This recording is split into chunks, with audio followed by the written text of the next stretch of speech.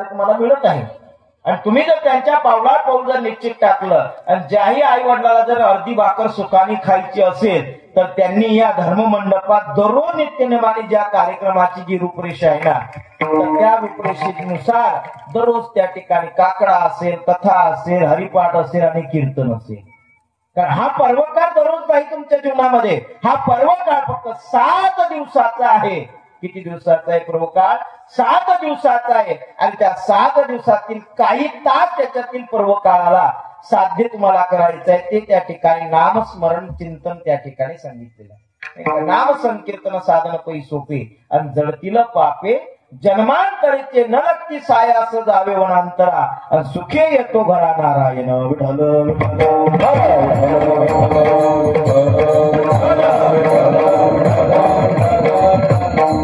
कुठे जावं लागणार नाही तुम्हाला.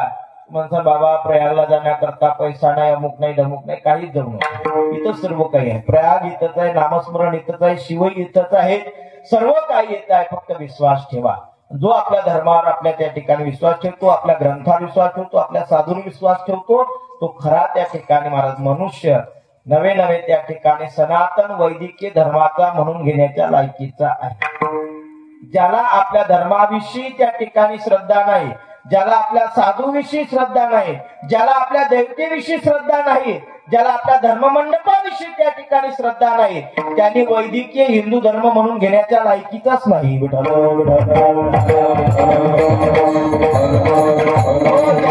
धर्मग्रंथ मंदिर देव संत त्याला आवडत नाही त्यांनी आमच्या भारतात राहू नये. ज्याला आमचा राम आवडत नाही त्यांनी भारतात राहू नये.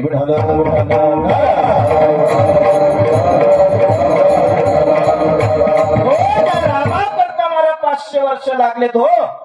एका त्या ठिकाणी झोपलेत होते पालात राहणारे त्या ठिकाणी जे राजवैभवात राहणारे राम त्याच्याकरता 500 वर्ष लागले. अनेक साधू संत महंतांनी आपला त्यागला महाराज.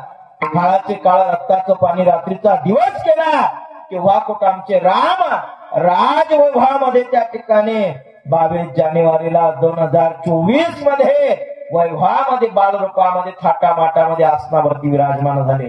आणि त्यांचं रामचरित्र तुम्ही महाराजांच्या मुखातून ऐकता विचार करा. वाल्याचा वाल्मिक होतो तर आपण का वाल्मिक होणार नाही महाराज?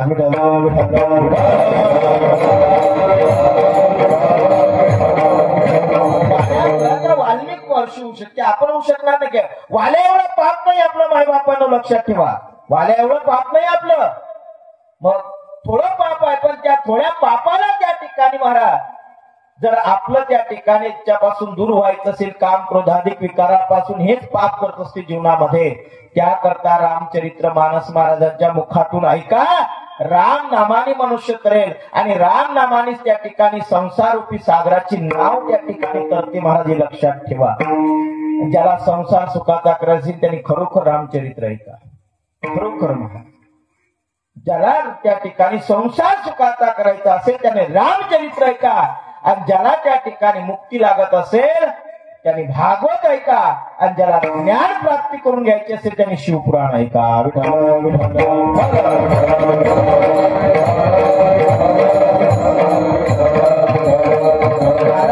राम चरित्रामध्ये आदर्श पात्र आहे. मातृदेवो भव, पितृदेवो भव, आचार्य देवो भव, अतिथी देवो भव, एवढे त्यामध्ये त्या ठिकाणी विशेष आहे महाराज. कौशल्यासारखी माता, दशरथासारखा पिता, रामासारखा पती, रामासारखा पुत्र, रामासारखा पती, सीतेसारखी पत्नी, लक्ष्मणासारखा भाऊ, रावणासारखा शत्रू झाला नाही. विशेष पात्र त्या ठिकाणी आहेत महाराज. एका एकाचा अनुभव घेण्यासारखं रामचरित्र आहे. आणि त्या चरित्रानुसार जर तुम्ही जीवनात जर जगाल तर निश्चित अरे रामाने जर राम शब्दाचं आचरण जीवनात आणलं मग आपण का आणू नये? भजन करी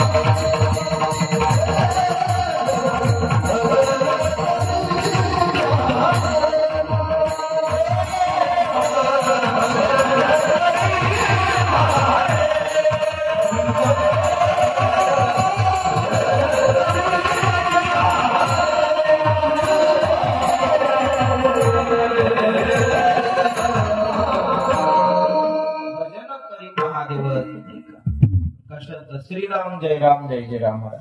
जर देवादी देव महादेव जर रामाचं भजन करतात तुम्ही, आम्ही का करू नये? मग विचार करा. ज्याच्याकडे सर्वत्र ज्ञान गंगा आहे ते भगवान महादेव जे महाबळेश्वरीत आहेत महाराज. विचार करा, ते जर रामाचं भजन करतात, चिंतन करतात, या धर्म मंडपा करता, या देशा करता, या करता, या साधू करता नाही का, या देवा करता, कितीतरी जगातील त्या ठिकाणी महाराज कर्तव्य करणारे त्या ठिकाणी कर्तव्यावरती त्या ठिकाणी ज्याप्रमाणे साधू संत त्या ठिकाणी धर्मा करता आणि रामा करता रडले, त्या करता या देशातील धर्मा करता, या साधूच्या रक्षणा करता, या देशातील सर्वत्र त्या ठिकाणी देवती करता अनेक त्या ठिकाणी साधू संतांपेक्षा श्रेष्ठता महाराज या जगातील या जवानांना जेवढे धन्यवाद द्यावे तेवढे थोडे आहेत. जे शूरवीर आमच्या सारख्याचं आम्ही सांगतो बरेच वेळेला, आमच्या सारख्याचं एक वेळा दर्शन घेऊ नका, पण ज्या सीमेवरती ज्या गावातला शूरवीर पुत्र आहे ना, त्याला दररोज आठवल्याशी राहू नका.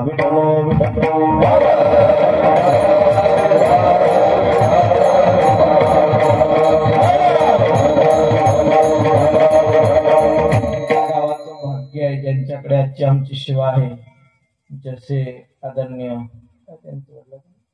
सागरा भाऊ, त्यांचा मुलगा लहान 6 वर्ष झाले महाराज सीमेवरती त्या ठिकाणी रक्षण करत आहे. कोणाचं करत आहे?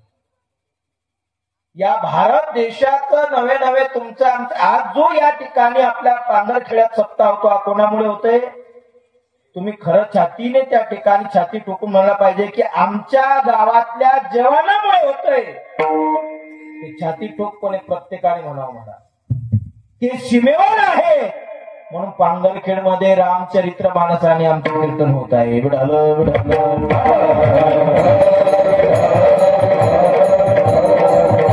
त्यांच्याकरता जेवढं वर्णन केलं तेवढं कमी आहे महाराज.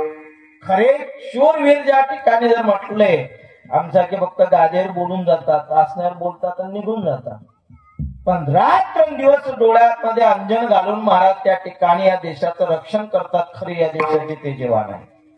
आणि जेवढं त्यांच्याकरता वर्णन करावं, त्यांच्याकरता गुणगान करावं महाराज, खरोखर या भारत देशाला म्हणून एवढी त्या ठिकाणी विशेषता आहे. या भारत देशाला उगाच माता म्हटलेलं नाही, मातृदेवो भव पितृदेव म्हटलेला आहे, नाही का, आचार्य देव भव म्हटलेला आहे. का म्हटलं? कारण ही भारत देश असा आहे, या भारतालाच फक्त त्या ठिकाणी भारत माता आहे. पाकिस्तान माता म्हटलं काय? भारत माता म्हटलेला या भारताला. का? कारण शिवानी 108 शिवतीर्थ निर्माण केले सुरुवातीला, 108 शिवतीर्थ. त्यानंतर त्या ठिकाणी काष्टलिंग पर्वत तयार झाल्यानंतर मनुष्याची निर्मिती आहे महाराज. आणि त्याला जोपासण्याकरता, त्याचं रक्षण करण्याकरता आमचे भाऊ महाराज जवान त्या ठिकाणी रात्र दिवस राबतात. हो, काय त्यांना खाण्याकरता कोणची वळकटी आहे, झोपण्याकरता कोणचं, राहण्याकरता छत्र आहे सांगा. कधीतरी आम्ही त्यांचा विचार करतो का? आम्ही खुशाल त्या ठिकाणी गरमी जर झाली तर कूलर आणून लावतो, एसी लावतो, पण आम्ही जवानाचा कधी विचार करत नाही महाराज. जवानाचा विचार करा. आणि ते तिथं आहेत म्हणून आपण इथं सुरक्षित आहे लक्षात ठेवा. मग ते तिथं त्यांचं कार्य करतात आणि आपण इथून आपल्या धर्माचं कार्य की या धर्माचा वेळ वाढत गेला पाहिजे पण कमी व्हायला नको एवढं लक्षात ठेवा. बघतो विठ्ठल विठ्ठल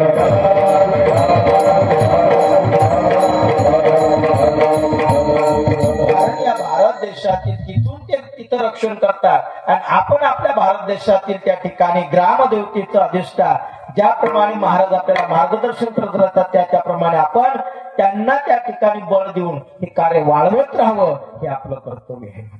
हे आपलं कर्तव्य आहे. म्हणजे या देशातील त्या ठिकाणी महाराज की जेवढं वर्णन करावं तेवढं थोडंच आहे त्या भारत देशातील त्या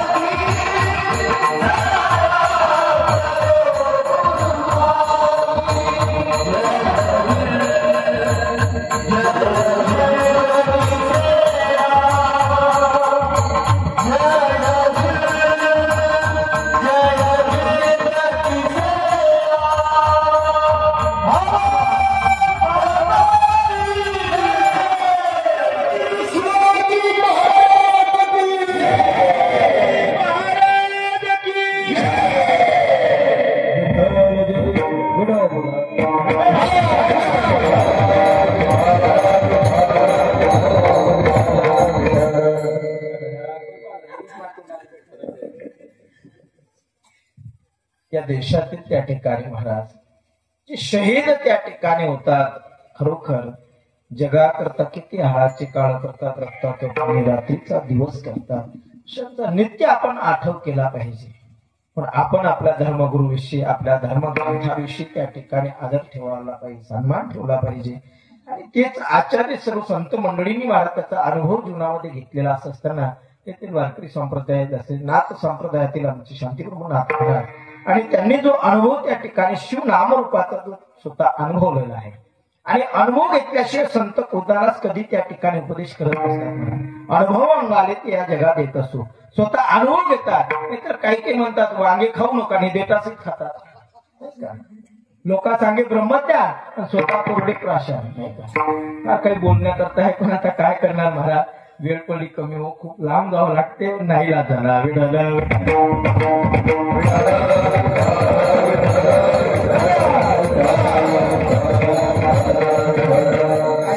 आम्ही धर्मात सगळ्या त्या ठिकाणी फार कोळंबा करून टाकला. परमार्थाच्या नावावर त्या ठिकाणी नाही ते करायला लागलो, आम्ही एवढा गढूळपणा करायला लागलो. त्यामुळे आपल्यातले लोक दुरायला कारण एकच आहे म्हणा, काही महाराज आणि काही पुढारी. विठ्ठल